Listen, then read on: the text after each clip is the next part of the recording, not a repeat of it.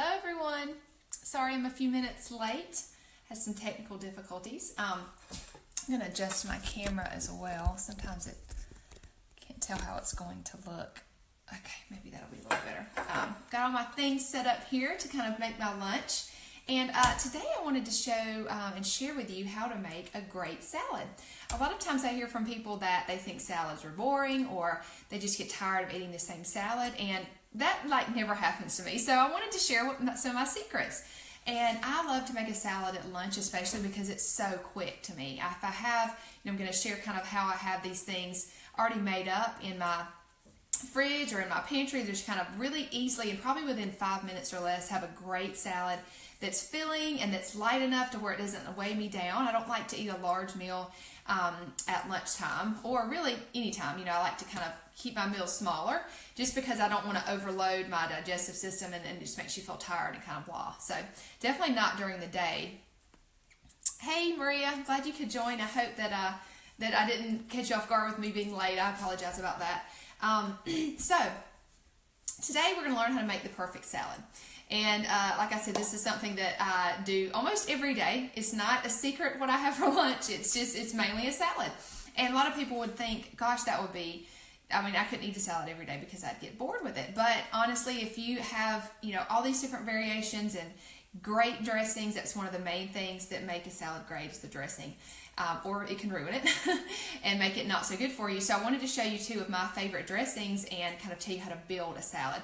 So the way that I like to present it and kind of like to think about it, and the easiest way to me is kind of has like 4 different layers. So on the bottom, of course, we're going to go through each layer and kind of tell you what would that would entail, and also how you can change it up and make it different. This is kind of where it's fun to figure out, how you can make it different and just use what you have. A lot of times it never looks different because I always have different things in the fridge, different things, dressings made, whatever it might be. So obviously on a base of a salad, you would want to put some sort of green. So that would be, like I have romaine lettuce here.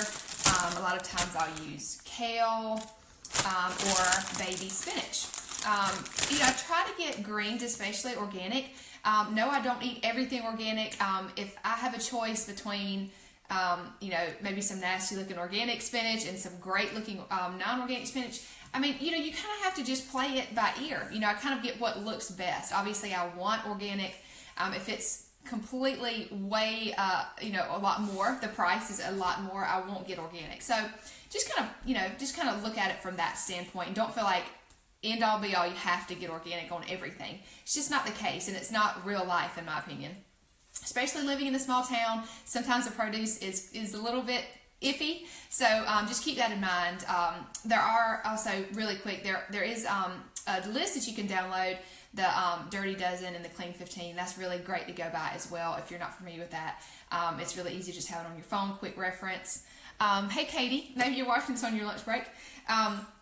So a lot of times the base of my salad will be, I usually use spinach more so in my smoothies. So a lot of times I'll do some organic romaine hearts, and then I'll do some spinach. I like to mix greens because I feel like it gives it more texture. I don't necessarily like to just use one or the other. I just kind of feel like I love textures and different flavors in a salad. That's what keeps it really fun for me. So I usually like to put a mix of 2 types of lettuce. Now, really quick while we're talking about this, I wanted to mention that kale, some people have told me they don't like kale. And it is, if you're used to eating lettuce or spinach, it's definitely a different flavor and texture. So I wanted to just make a recommendation to you that if you don't like kale, try chopping it up smaller, because sometimes it can be kind of fibrous and the leaves can be, if they're too big, it can just be kind of not pleasant. The taste is a little bit more pronounced, I guess. So try chopping it up. I've even put, there's a great kale salad that I've made that you put the kale in the food processor and actually chop it up really small, and then you put like lemon juice and different things on it, and that is a really great salad as well. And it doesn't hardly taste anything. The kale taste is very underplayed in that, so that's a great way to try kale if you're not maybe as big of a fan of it if it's in bigger pieces. I just kind of roughly tear, you can kind of see right here, they're not too small, but it's not huge leaves of kale. So that's normally what I do, and just put that over the romaine lettuce that I've just chopped up. And I prefer to get the lettuce that I can chop myself versus the lettuce in a bag. Yes, the lettuce in a bag is more convenient, but I don't know, I guess I just feel like I can wash it better, and if I've chopped it, you know, a lot of times that may have some sort of preservative on it, and it goes bad quicker if you buy it in the bag. So that's usually why I buy the romaine hearts. And too, like I just made, sorry not to get off on a tangent, but I just made some taco wraps last night that I can use the long romaine, you know, leaf is kind of like a wrap, and you can't do that if you buy the kind in the bag. So another reason to buy this in the bag and chop it up yourself. It doesn't take very long at all. Okay, so that's kind of the base layer. You can use a mix of any of those 3 greens that I talked about, or any other green that you like. So the next layer would be probably something that's a little bit more, I guess, sturdy. So like if you had some chicken, or if you had, like I have some garbanzo beans right here, chickpeas that I had left over that I'm actually gonna go ahead and toss them on here, because when I get done with this, I'm actually just gonna eat my lunch, right? Make lunch with me. So if you had some of these, if you had some chopped roasted vegetables like sweet potatoes I put on there, or squash or something, I usually don't heat those up. I usually put them on cold, as well as the protein. I prefer it all to be cold, but you could definitely heat those if you had them. So that's kind of, you know, the next layer. You could also add in some vegetables as well. So like I have some chopped up, I don't know if you guys can see that, cucumber and bell pepper. Those are pretty much some of my staples on a salad. I love to put, you know, if you're thinking about building a salad, you want to think about different textures. So if you have the lettuce is one texture, if you have like chicken or cooked vegetable, that's another texture. If you have crunchy fresh vegetables, that's another texture and flavor. So that's how you make a salad interesting and not boring. You know, you know, if you think about a regular salad, it usually has iceberg, usually has some sort of cheese and maybe kind of icky. Sometimes it has like warm things on it, and it makes the lettuce kind of iffy. You know, different things like that you really want to keep in mind, and that's kind of how you make a salad different and interesting, and not so kind of boring, and the textures are good too. On this layer, I'd also put avocado. I usually put avocado on mine. I don't really have to try very hard because I love avocado. So I usually have about a half to 1 a day. Usually try to stick to a half, but I mean, they are great for you. So putting them on your salad is a great way to just change up the texture. Again, they're softer, and can actually provide sort of a creaminess to your salad. If you maybe mash them a little bit, or just, you know, just in your mouth, it will be a different texture. So that's a great thing to add to this layer. And then the next layer of a salad would be like the kind of like the toppings, I guess you would say. So if you have your base, and then you have the main meat of your salad, whether that's the chicken or the cooked vegetables, and then the raw vegetables, that would kind of be all one layer. And then you can think about toppings. So I love to put, here's some roasted walnuts that I have, and I'll just roast some and put it in a glass jar and keep it in my pantry just to use. You know, it doesn't take me long to use them, because these just toasting nuts taste so much better than if you were to just put raw walnuts on there, or raw, you know, I guess any kind of nut really tastes better toasted, honestly. And those are the little things that are going to really take your salad to the next level. And you know, when I don't have time, obviously, if I don't have the roasted nuts, I'll use whatever. But I can definitely tell when I've taken just that little extra step to make it more special. It just tastes better, and I just seem to be more satisfied. And I feel like some people, when they eat a salad, they're not necessarily satisfied at the end. So just think about those things when, you know, on a Saturday when you're roasting vegetables, or maybe at night you're cooking dinner. Just throw some nuts in there, and you'll make the flavor a lot better, and it'll kind of just make that salad special, and it'll make you feel a lot more satisfied when you're finished with it. So when you add the roasted nuts on there, I like to add something sweet. So right now in my salad, I don't really have anything that adds, you know, I have something that's salty, and maybe something that's raw that doesn't have, you know, much of a flavor as far as that goes. I like to add something sweet. So if you have added apple in here, maybe, you know, you wouldn't need raisins, but I love to add raisins. It's just a quick sweetness to my salad, and it also has a different texture as well. So I'll just sprinkle some of those right on top. Not too many. Obviously, they are very sweet, so you don't want to get too much of that sugar, but that's just a great thing. Obviously, these don't go bad either. You know, you can just kind of keep raisins. My kids love them, so I'll put a few on top of there. any other, I'm putting walnuts today, any other seeds, any other, if you wanted cranberries, just different things that you can put on top of it as more of just like a topper. And then one other thing that I like to use is more like in a topping is hemp seeds. So I buy mine in this kind of more of a bulk container, but this is a great source of protein as well. I don't have chicken on my salad or any other type of meat, so I need to bump up the protein a little bit. I do have those chickpeas that have some in there, but hemp seeds are a great way to get protein. I like to put these in smoothies, but also they provide a nice crunch on a salad too. So I'll just sprinkle those over the top. And it just creates, just like I said, different textures, but it also gives you protein. Okay, so I basically built my salad to, have the base, I have the different layers. Now, of course, you would need the dressing. And so this is where I wanted to spend just a little bit more time and actually kind of tell you how I make this one dressing that's my favorite. And then I'll just mention another one. I don't have all the ingredients out, but it's another one of my favorites as well. And I normally try to make one batch of each of these a week. So they'll last a week if I don't use them up first. They don't go bad within that week. And, just take a minute to discuss how easy it is to make your own dressing. If you're not doing that already, I just really encourage you to try it, because even if you don't, say you don't want to eat a salad today, but you have some, vegetables that you've roasted, just drizzling some of this dressing over it, it's just makes it so much better. Anything that you put this dressing on, I swear, it's going to be good, because it just takes it to that next level. That's the thing. It's the little things that you do, just like making the salad dressing that may not take 3 or 5 minutes. It's going to really help you when you're in a hurry and you just want to kind of assemble things together. I think I used to be a little bit better of a cook than I am now. I think I'm just really good at assembling things, to be quite honest. Julie is more of the cook in this duo. I've definitely realized that. I know where my place is. So I'm trying to help you if you're me and you love to just maybe not spend as much time in the kitchen. You just want to kind of do things more so on the weekends, and during the week you don't necessarily want to cook as much. I really probably only cook about 1 to 2 nights a week.